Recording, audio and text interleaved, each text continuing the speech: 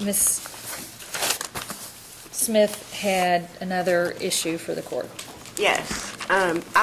Actually alluded to this issue before, kind of at the very beginning. I know Ms. Jones-Brown was tied up somewhere else, and I felt like we should wait for her to get here just because I know she's been on this case from, I think the beginning, but not kind of shortly after that. If the court can appreciate what we got on the first, this is more than any discovery we've ever gotten on this case. I got it on the first. It's over. The first of this month.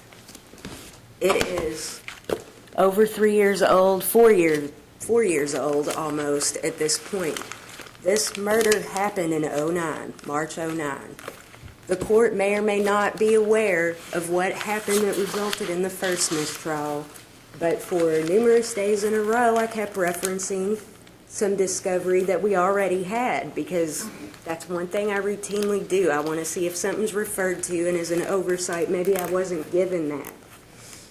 Pages 114 to 116 reveal jail calls.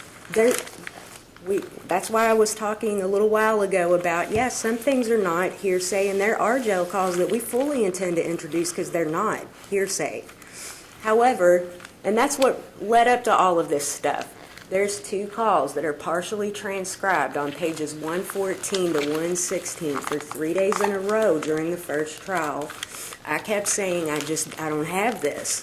Where's these calls? Can I have these calls? Maybe there was a misunderstanding. Finally, when I made a motion for a mistrial based on a 2009 statement of another witness that I was given on Monday jury selection and heard one time through. I hadn't even heard the whole statement as of when I came back and said, look, I need these calls or we can't, I'd move to exclude Dad and Jimmy's testimony. That's who the calls pertain to.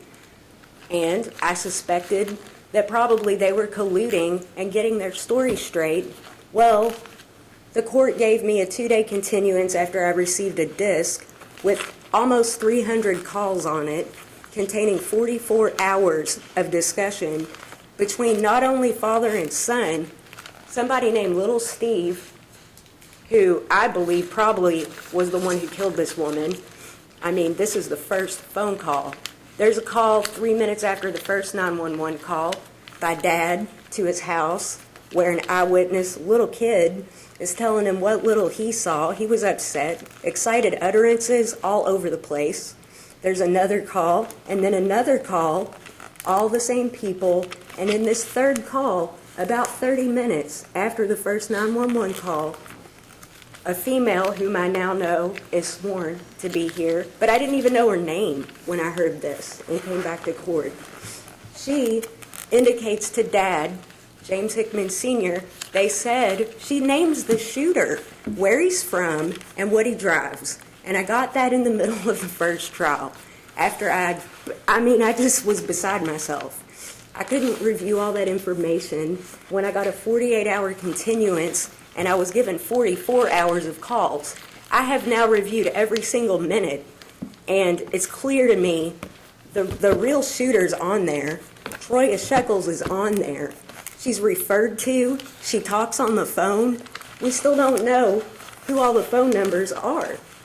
That's the context where I'm beginning this motion, this second motion to dismiss with prejudice.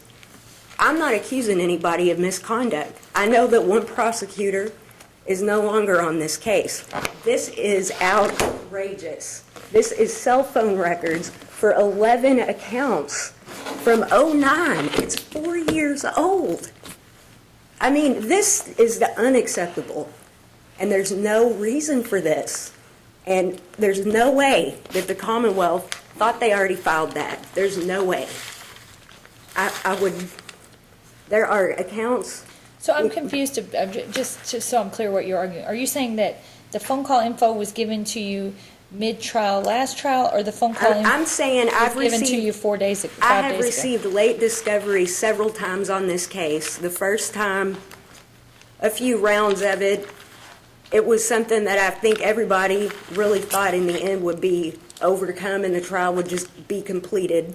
until I got 44 hours of jail calls, all from 08, 09. What was that, are you This saying? I got on the 1st of May, all from 09, all cell phone account information. The court just sat here and listened to I don't know how many arguments about phone calls, and there has to be some showing they even happened. Well, if it's in there, show me, because I haven't had time to even look at it. And I've explained to my client, there's one thing I've learned about this case. If I don't have it, it's exculpatory. I don't know why, but I believe that. I fully believe that. So, And what's the nature of the phone calls? I don't know. I know whose accounts some of them are, but because I have scrambled. It's like standing there watching a train coming towards your client really slowly, and you're so inundated with information that you should have gotten when this case was indicted in 2011. There's no way I can go forward, but I shouldn't have to. And my client wants to go to trial. I've explained all of this to him. He still wants to go to trial, but it's our motion, our second motion, to dismiss with prejudice. This is not acceptable, especially in this case. There are some accounts here who we don't know who the account holder is. I know the nature of prepaid cell phones. I understand all that. But, there's a 418-6553 number on the disc with 300 calls on it, whom I believe clearly the shooter's calling may be Troya Shekels. Nobody subpoenaed that number and its contents, and I don't know why. And I don't know if this is all there is. I don't know if there's more. And I have a basis to believe there is more. Because on the disc that I received on October 24th, the second day of trial, I now know that the 4-digit number on there is the subpoena number. The reason I know that is because there's a couple of fax returns in here from various companies saying this is regarding this number, 4-digit number.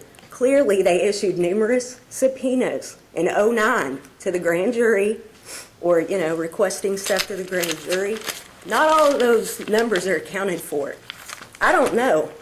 I would request and make one motion right now for all discoverable and exculpatory evidence and/or everything you have, we need now. If the court's not going to dismiss with prejudice, it's unacceptable. I cannot effectively defend him when I get inundated with 800 pages of records. This case is about phone calls. The whole case is about phone calls. So that is our motion, Judge.